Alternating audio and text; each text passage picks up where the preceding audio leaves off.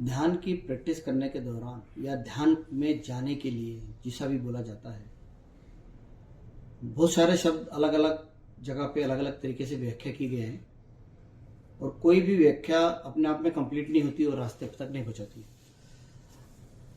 तो कुछ टर्म्स हैं, शब्दों की हैं, उनको समझाते हुए एक्चुअल ध्यान में जाने का या साक्षी भाव में जाने का या साक्षी होने का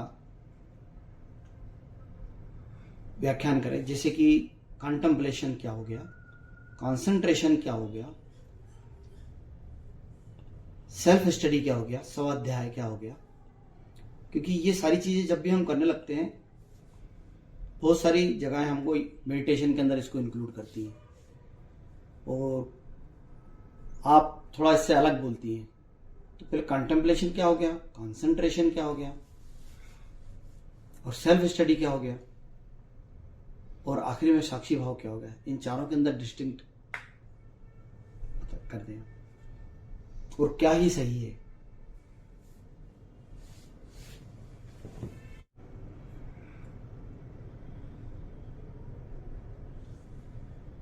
एक्चुअली में सही क्या है या ये शब्द जो भी आपने बोले,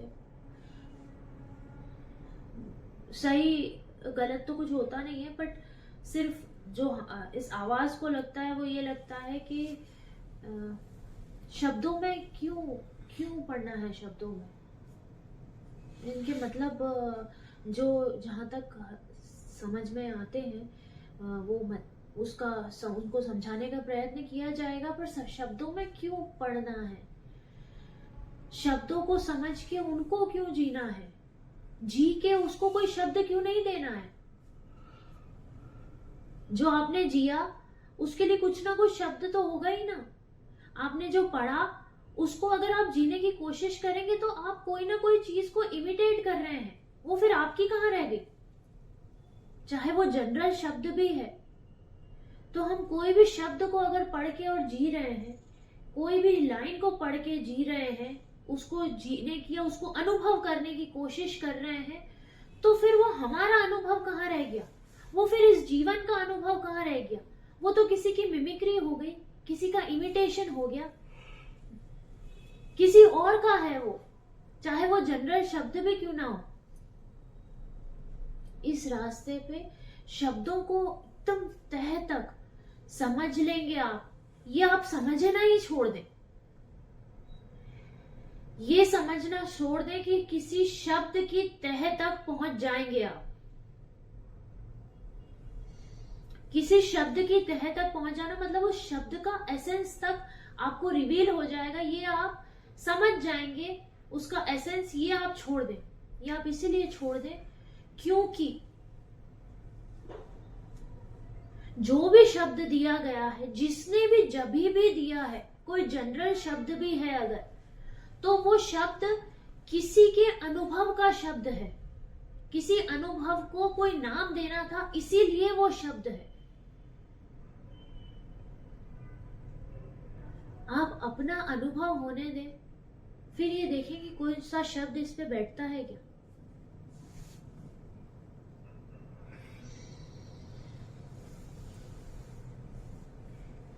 जहां तक शब्द का सवाल है, जो आपने मतलब पूछे, कुछ शब्द आपने बोले, एक्चुअल में शब्द ब्रह्म है। शब्द ब्रह्म है मतलब शब्द वो भी ब्रह्म है, भ्रम, भाव वाला भ्रम जो भ्रम क्रिएट करता है, और शब्द ब्रह्म भी है। ब्रह्म मतलब वो वाला भ्रम, ब्रह्मांड वाला भ्रम, दोनों ही शब्द है। क्योंकि शब्द जो है उसी से इस ब्रह्मांड की उत्पत्ति है, जो ओम है उसी से इस ब्रह्मांड की उत्पत्ति है। आप किसी भी शब्द के अगर एसेंस तक भी पहुंच जाएंगे, शब्द के भी अगर आप एसेंस तक पहुंच गए तो आप खुद के एसेंस तक पहुंच जाएंगे। इस ब्रह्मांड में जो कुछ भी है, चाहे वो शब्द ही क्यों ना हो, शब्द को भी अगर आप पकड़ते हैं तो आप इस तरह से पकड़े कि उसकी पूरी एसेंस तक आपको रिवील हो जाए। जब शब्द की एसेंस रिवील हो जाएगी ना, तो भी आपकी ही एसेंस होगी, क्योंकि हर शब्द मानव का दिया है, तो हर शब्द में एक कॉन्शियसनेस है,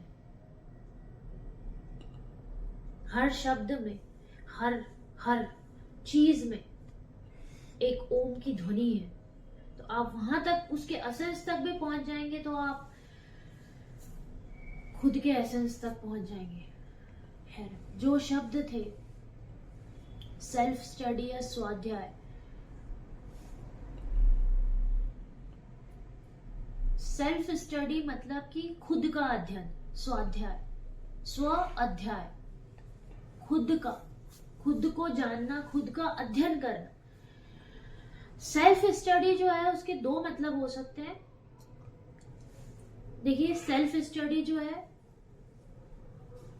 उसको या तो आप माई सेल्फ स्टडी कर दें, क्योंकि जब सेल्फ स्टडी आप इस शब्द, इस स्टेज पे, इस यात्रा से जुड़ी सेल्फ स्टडी बोलते हैं, तो वो सेल्फ अलग हो जाता है। वो सेल्फ केवल एक लाइफ है। ये सेल्फ, जो स्वाध्याय की जो बात की जा रही है, जो आपने स्वाध्याय वर्ड उठाया है, सेल्फ स्टडी, ये सेल्फ स्टडी जो अंग्रेजी शब्द है, ये स्वयं के मन, बुद्धि, शरीर को जानने की स्टडी है, अध्ययन है। मतलब खुद को जानना, खुद को जानना मतलब ये self study is not about studying the essence of what lies with in. This self-study is the study of what is visible. It is not the study of what is not visible. स्वाध्याय या self study, ये जो शब्द है जो पूछा गया है, वो शब्द है कि अपने आप को जानना। हम अपने आप को, अगर हम आज अगर बैठ के सोचें तो हम अपने आप को, हमारी मन को भी हम नहीं जानते। हमको यही पता नहीं होता कि हम मन में भी कौन सी सीढ़ी पे हैं। मन की भी सीढ़ियां होती है। हमारे मन, हमारे कहां तक, कौन सी लगाम पे है, ये हमको पता ही नहीं होता। और वो मन की जो सीढ़ियां हैं, वो सीढ़ियां अलग एक चैप्टर है। तो वो जो मन की सीढ़ियां हैं, खुद को जानना। फिर आपका शरीर आपसे क्या बोल रहा है? शरीर भी बोलता है आपसे। शरीर को कब क्या चीज की जरूरत है, या शरीर में क्या हलचल हो रही है, कहां पे क्या हो रहा है, आपको खुद को क्या फील हो रहा है, अंदर से क्या लग रहा है, ये जो है इसका जो अध्ययन है, अपने शरीर, मन, बुद्धि का जो अध्ययन है। और आपको कौन सी चीजें ट्रिगर करती है, कौन सी चीज से आपको अच्छा लगता है, कौन सी चीज आपको ऐसी लगती है जो आपको नहीं अच्छी लगती है, अपने आप को जानना as a body mind, self study, स्वाध्याय है। अगर हम ये इसको, अगर हम अपने जिस यात्रा पे हैं उस पे अगर समझें, तो फिर वो सेल्फ स्टडी मतलब हो जाता है कि एक लाइफ की स्टडी करना, एक जीवन का अध्ययन। एक जीवन का अध्ययन जो है वो हर जीवन का अध्ययन सेम है। Then it is not self, it will not be called self study. अगर इस यात्रा को अगर आप सेल्फ स्टडी बोल रहे हैं, तो जो अंग्रेजी का शब्द आपने यूज किया है उसमें माई सेल्फ स्टडी आ जाएगा। माई सेल्फ स्टडी, क्योंकि आप खुद का अध्ययन कर रहे हैं। ये सेल्फ जो है, इस सेल्फ को अगर आप एक लाइफ लें, जो इस आध्यात्मिक यात्रा पे ये सेल्फ एक लाइफ होता है जहां पे माई नहीं होता। जब माई नहीं है तो आत्मा का अध्ययन है। मेरी आत्मा का अध्ययन नहीं होगा, आत्मा का अध्ययन होगा केवल। तो अंग्रेजी मेरे पैसे भी समझ में कम आती है थोड़ी, और ये जो शब्द है, या तो ये माई सेल्फ स्टडी होगा, तो ये स्टडी होगा बॉडी माइंड का, और अगर ये सेल्फ स्टडी है तो ये होगा एक लाइफ की स्टडी, एक आत्मा का अध्ययन, जो कि सबके लिए कॉमन है। उसके बाद आपने कहा कंटेम्पलेशन। कंटेम्पलेशन मतलब कि मनन होता है। हिंदी शब्द मनन ही है कंटेम्पलेशन का। कंटेम्पलेशन मतलब कि मनन। मनन कोई भी सब्जेक्ट पे आप मनन कर रहे हैं, कोई भी सब्जेक्ट पे हो सकता है। जहां सेल्फ स्टडी कन्फाइन करती है सिर्फ आपको, सिर्फ आपका अध्ययन कर रहे हैं आप, even as a body mind भी कर रहे हैं, अगर जिसको माई सेल्फ स्टडी बोला जाए तो बेहतर होगा। तो even as a body mind भी अगर आप स्वयं का अध्ययन कर रहे हैं तो आप खुद का अध्ययन कर रहे हैं। कंटेम्पलेशन एक ऐसा वर्ड है जहां पे मनन आप किसी भी सब्जेक्ट के बारे में कर सकते हैं। कंटेम्पलेशन मतलब होता है कि मनन करना। यहाँ पे अभी जो कुछ भी बोला जा रहा है, कुछ तो यहां तक सुनेंगे भी नहीं, और यहां तक जो सुन भी लेंगे तो अगर इसको सोचेंगे कि ये क्या क्या बोला गया था या क्या बोला जा रहा है, क्या समझाने की कोशिश की जा रही है, समझाया तो जा ही नहीं सकता है, जिया ही जा सकता है, पर जो समझाने की कोशिश भी की जा रही है, उसको समझने का प्रयत्न जो किया जाएगा वो मनन कहलाएगा। कोई भी सब्जेक्ट हो सकता है, या जो बोला जा रहा है वो हो सकता है। दिन भर में आप केवल मनन के अलावा करते ही क्या है? वो मनन सिर्फ वही नहीं होता जो आप किसी नॉलेजेबल सब्जेक्ट पे कर रहे हैं। मनन किसी ने कुछ बोला, उसने ऐसा क्यों बोला, बोला तो उसके पीछे कारण क्या था, मैंने ऐसा क्या कहा था जो उसने ऐसा बोला, ये भी मनन है। कंटेम्पलेशन का सब्जेक्ट क्या है? उसका बोला हुआ।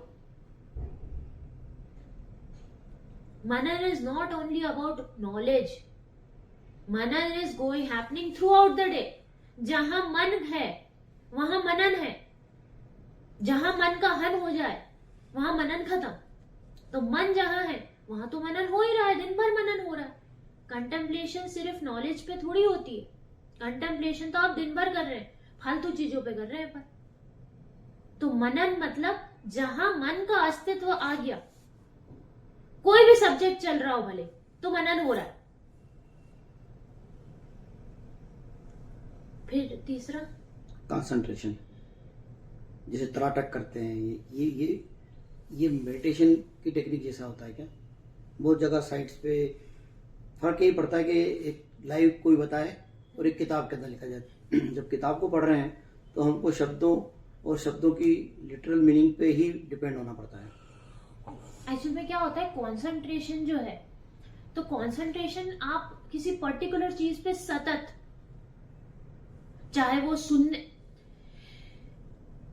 Concentration is on a particular subject, ठीक है, concentration is on a particular subject. जो आप जिस यात्रा के कंसंट्रेशन की पूछ रहे हैं, आप कंसंट्रेशन जब आप पढ़ाई कर रहे हैं तो आप फुल कंसंट्रेशन से कर रहे हैं उस सब्जेक्ट के बारे में।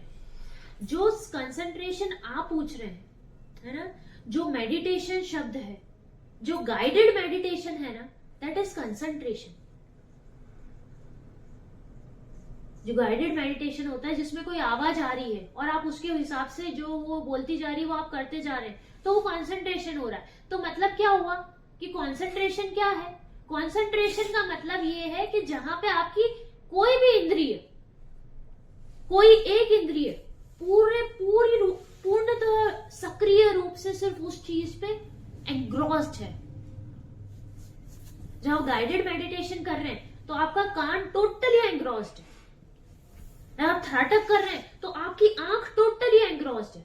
कोई भी पंच इंद्रियों में से एक इंद्रिय जब 98% उस सब्जेक्ट की तरफ एंग्रॉस्ड हो जाए, दैट इज कंसंट्रेशन। और मेडिटेशन, एक्चुअल में ध्यान क्या होता है?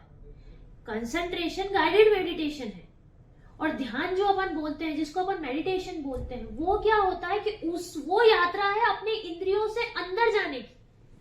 कंसंट्रेशन या गाइडेड मेडिटेशन आपकी इंद्रियों को, एक इंद्रिय को बिल्कुल सक्रिय कर रहा है कि आप पूरा ध्यान लगा के या तो देख रहे हैं या पूरा ध्यान लगा के सुन रहे हैं। पर मेडिटेशन क्या होता है? जहां पे आपकी इंद्रियां पूरी बंद होके आपके अंदर जा रही, external involvement of sense organs जो है वो खत्म हो जाना, ध्यान होता है। और यहाँ कंसंट्रेशन गाइडेड मेडिटेशन में क्या हो रहा है? Total external involvement of that particular sense organ. बहुत बढ़िया, राइट। तो यहाँ विड्रॉल ऑफ सेंसेस तो हो ही नहीं रहा है। ध्यान इज विड्रॉल ऑफ सेंसेस, प्रत्याहार इज विड्रॉल ऑफ सेंसेस। प्रत्याहार के बाद ही तो ध्यान समाधि आएगा। प्राणायाम के बाद जब प्रत्याहार आएगा, that is withdrawal of senses. यहाँ सेंसेस तो विड्रॉ हो नहीं रहे, senses are getting, instead of getting withdrawn, they are getting totally involved. But why Thratak is very good? Thratak is excellent. Why Thratak is excellent? Thratak is excellent because आपका जो sense organ, पूरे आपके पांचों sense organ में से 98% impression आपकी आंखों का बनता है आपके ब्रेन पे। 98% इंप्रेशन जो आप देखते हो ना, उसका इंप्रेशन आपके ब्रेन पर रजिस्टर होता है। जब त्राटक हो रहा है आपसे, तो आपकी आंखें जब टोटली फोकस्ड है, तो उस पर्टिकुलर समय के लिए आपके ब्रेन पे इंप्रेशन कोई बन ही नहीं रहा है, ऑलमोस्ट निल। तो त्राटक जो है, वो कंसंट्रेशन जो है, वो मैक्सिमम बेनिफिट्स देता है, क्योंकि आपके ब्रेन पे टोटल इंप्रेशन बनना बंद हो जाते हैं। आप जब गाइडेड मेडिटेशन कर रहे हो, चाहे आपका कान पूरी तरीके से खुला हुआ हो, फिर भी आपके ब्रेन पे इंप्रेशंस बनते चले जाते हैं। वो कंसंट्रेशन उस पीक पे नहीं जा पाता। क्यों नहीं जा पाता? क्योंकि ईयर का जो परसेंटेज है इंप्रेशन का, ब्रेन पे जो इंप्रेशन बनता है ईयर के इन्वॉल्वमेंट से, वो बहुत कम है as compare to eyes. When you see something you never forget it. जब आप कोई एक्सपेरिमेंट कर लेते हो तो आप कभी जिंदगी में नहीं भूल सकते। क्यों? क्योंकि आपने आंखों से साक्षात्कार कर लिया उसको।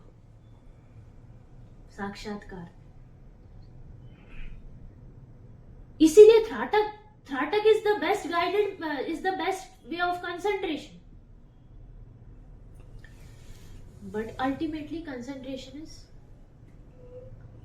external orientation of senses, and meditation is withdrawal of senses.